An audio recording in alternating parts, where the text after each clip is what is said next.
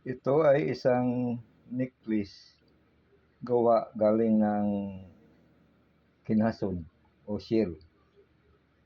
Ito ay tinatawag na Chrissy cut dahil sa kanyang hugis. Ang kanyang nito, kanyang materials nito galing ng mga pansiran.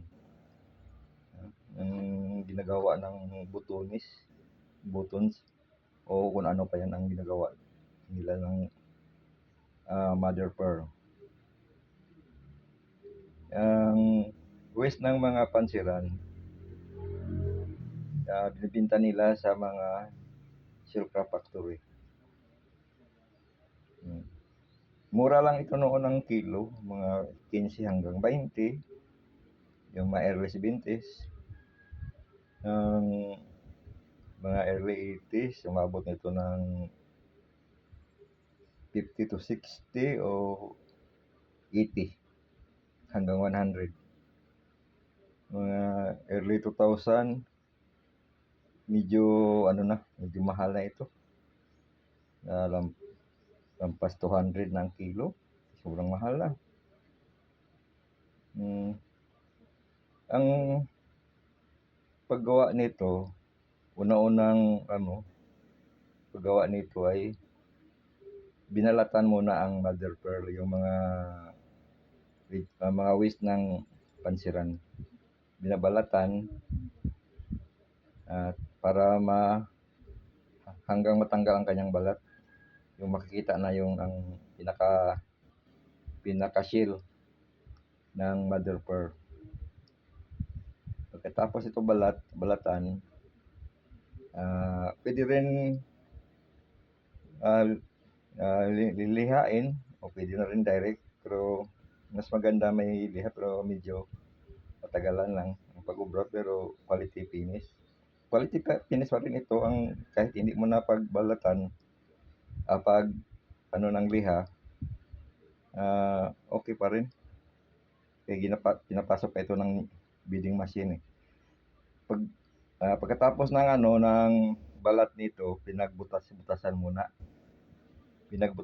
muna ang lahat na bagay ng kinason, pero may distansya lang sa cutting ng mga slicer.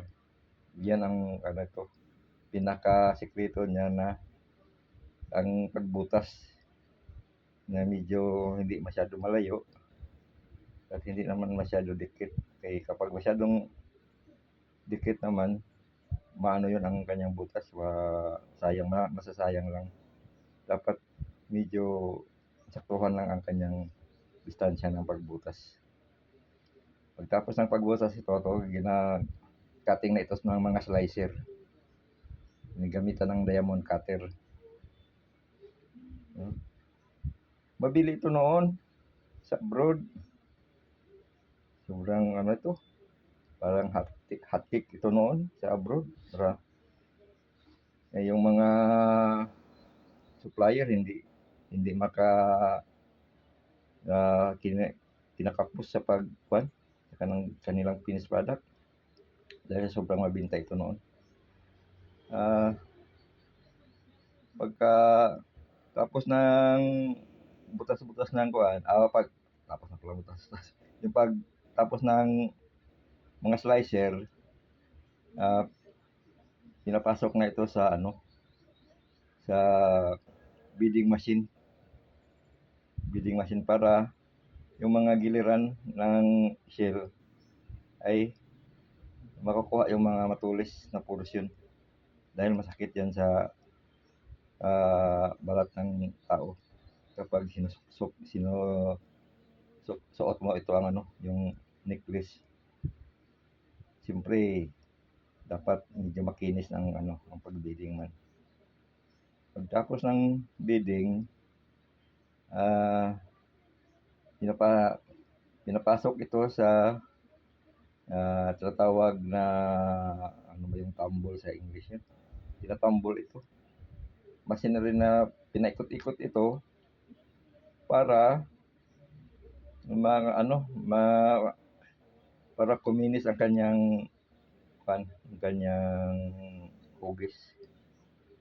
Dahil may ano may nilagay ka sa na pumice na tawag.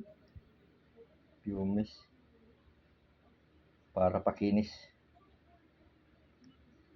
Pagkatapos ng pumice, medyo makinis na siya, ay pinapadala naman ito ng mga neckliser para tutusukin na ng gawin ng necklace. Tinutusok na ito. Pagkatapos ng tinutusok ito, ibabalik mo naman ito sa tumble machine para gawin ng para lalong kinisin ang para lalong malinis na ang kanyang ng hugis ng mga cutting. Pagkatapos ng muli ng pero may may chemicals pa rin yan ginalagay doon sa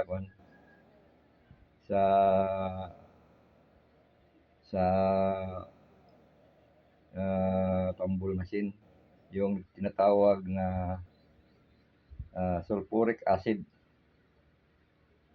para medyo kumintab na siya.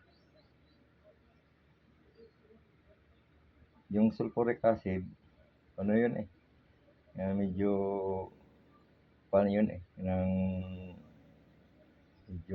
medyo hard na klaseng ng acid yun, likido. Talagang napakadelikado yun. Hindi yun basta-basta mo masusunog yan. Yung kamay mo dapat may naka-gloves ka. Hindi yun basta-basta ang sulfuric acid i-direct mo may pinaputuluan lang sa tambol. Medyo maingat yung tulo niya. Baka masusunog din ang kinason. Medyo lang. Kontrolado lang ang kanyang tulo para hindi masusunog ang seal. Pagkatapos noon, pwede mo itong ibilad para matuyo. Kapag tuyo na siya,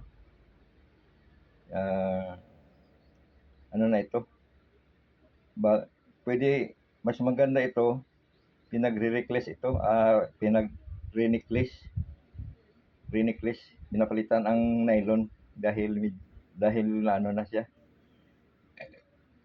na ng chemicals, na medyo hindi na maganda tingnan yung nylon niya. Yung pagkatapos ng i-re-necklace ito,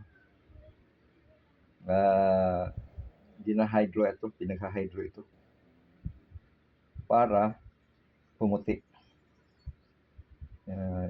Yan ang pag na-hydro nito, yan na ang last na pag-perform nito. Sa sa natural lang na kulay.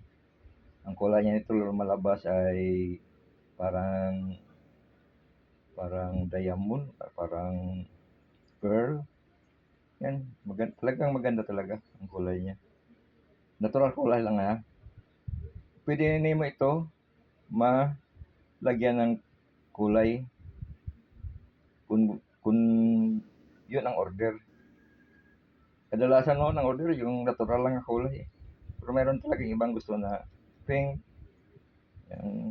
Yung depende sa order. Pwede mo ito makulayan. Pero may technique naman paano ito ma-absorb ang kulay sa seal. Yung mga chemicals naman, may mga sikreto na din yan sa pagkukulay nito. Yun lang. Salamat po.